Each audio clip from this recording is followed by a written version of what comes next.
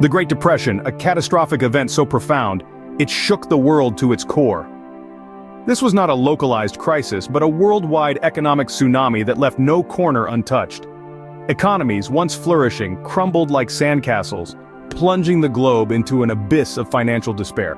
This was a period when the world's economic heartbeat slowed, almost to a standstill.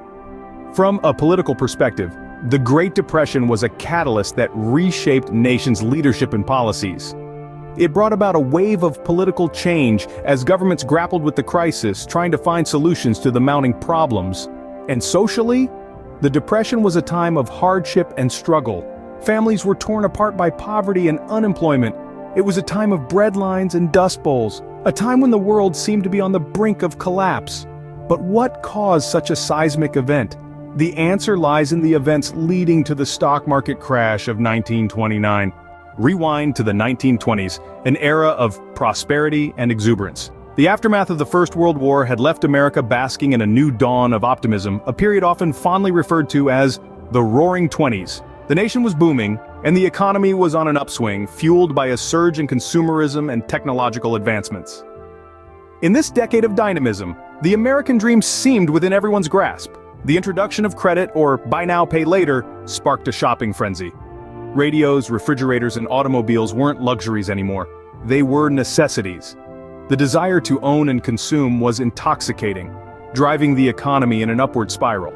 Yet, it wasn't just consumer goods that people were eager to acquire. The stock market, once the playground of the wealthy, became a national obsession. Stocks and shares were bought and sold with a fervor that matched the frantic pace of the Charleston.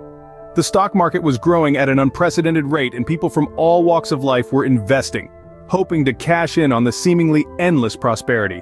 But here's the catch: much of this economic boom was built on a house of cards. The prosperity was real, but it was inflated by speculation and overconfidence. The stock prices did not reflect the actual value of the companies they represented. They were bloated by the rampant speculation of investors, many of whom were buying stocks on credit, a risky practice known as buying on margin. This was the Roaring Twenties, a period of great economic growth and widespread prosperity, but also a time of increasing economic disparity and financial recklessness. It was an era characterized by a belief in the endless possibility of wealth, a belief that blinded many to the risk they were taking.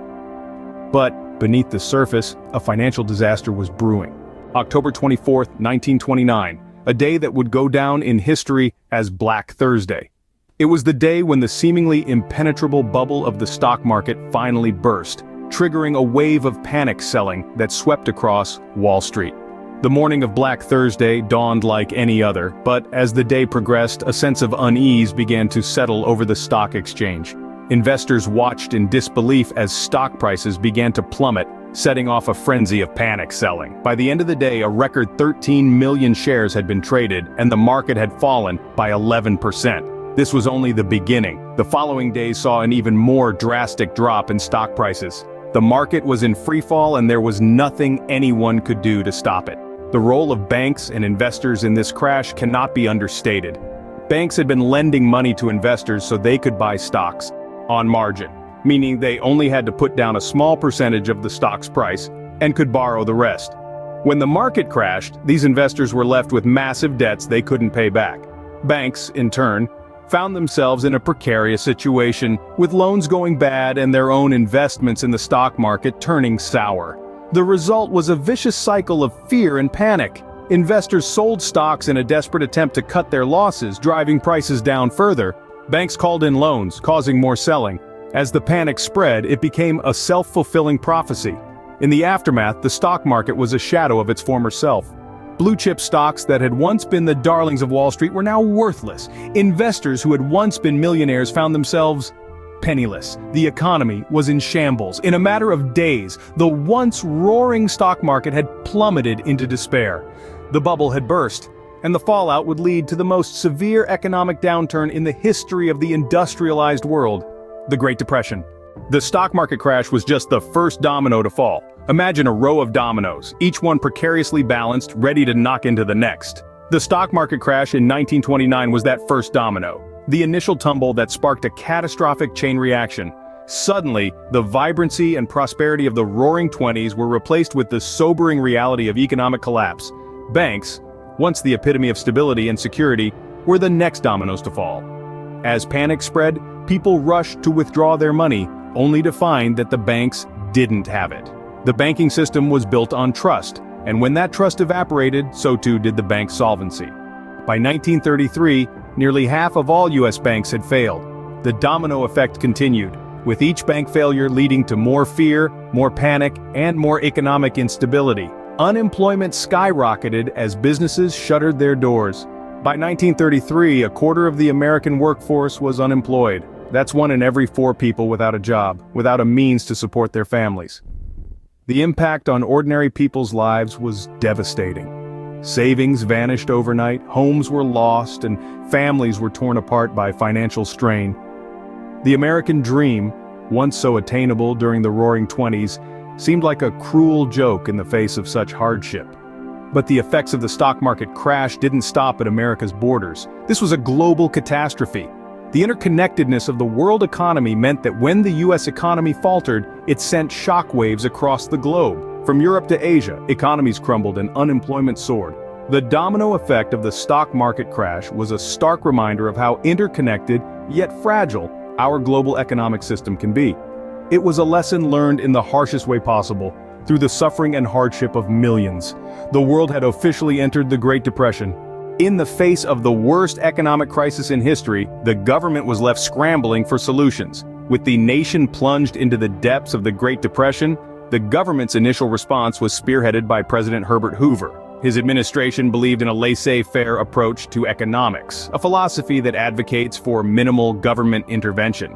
As such, Hoover initially resisted the implementation of large-scale relief programs.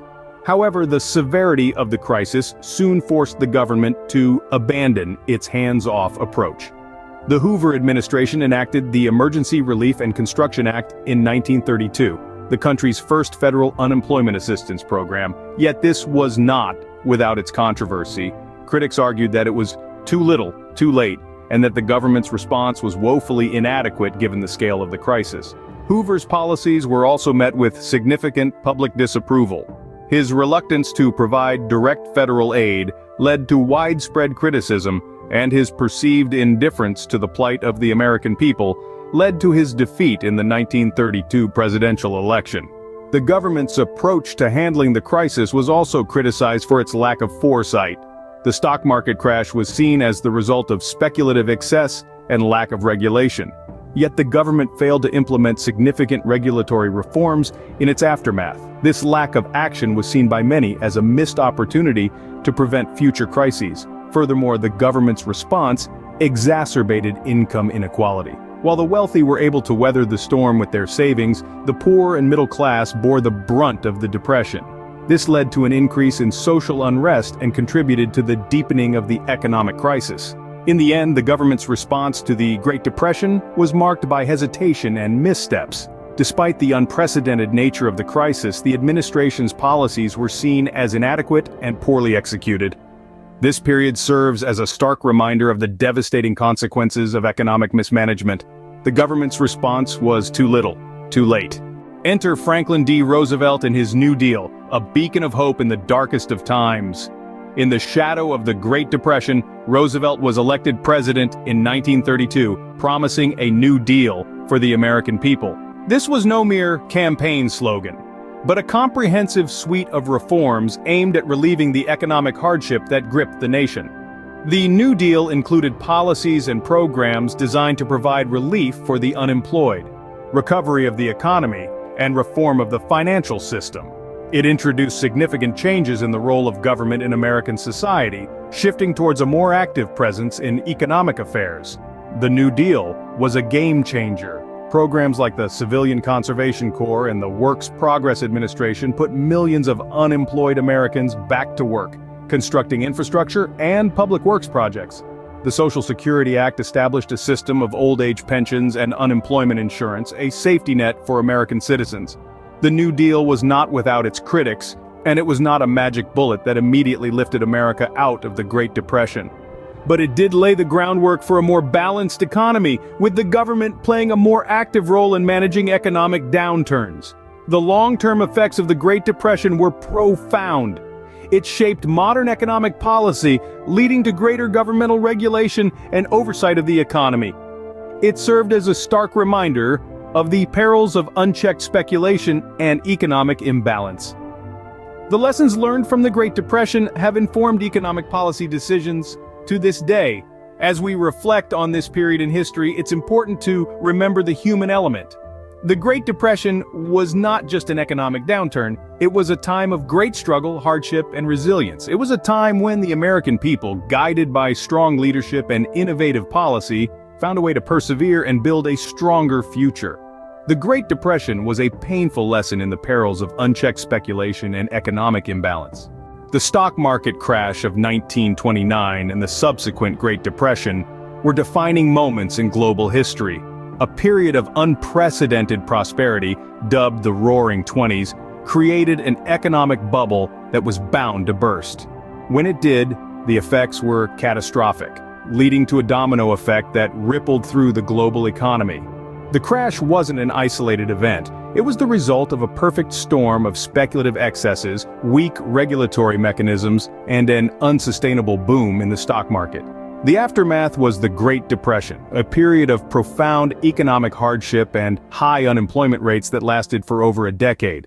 The government, under President Franklin D. Roosevelt, responded to the crisis with the New Deal, implementing a series of programs and reforms to stabilize the economy and prevent future economic disasters.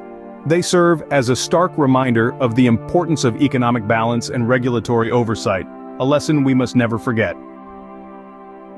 If you enjoyed the video, please consider liking and subscribing as it helps our channel grow and continue to create new and interesting content. We encourage you to express your thoughts on the video in the comments and share our content with others.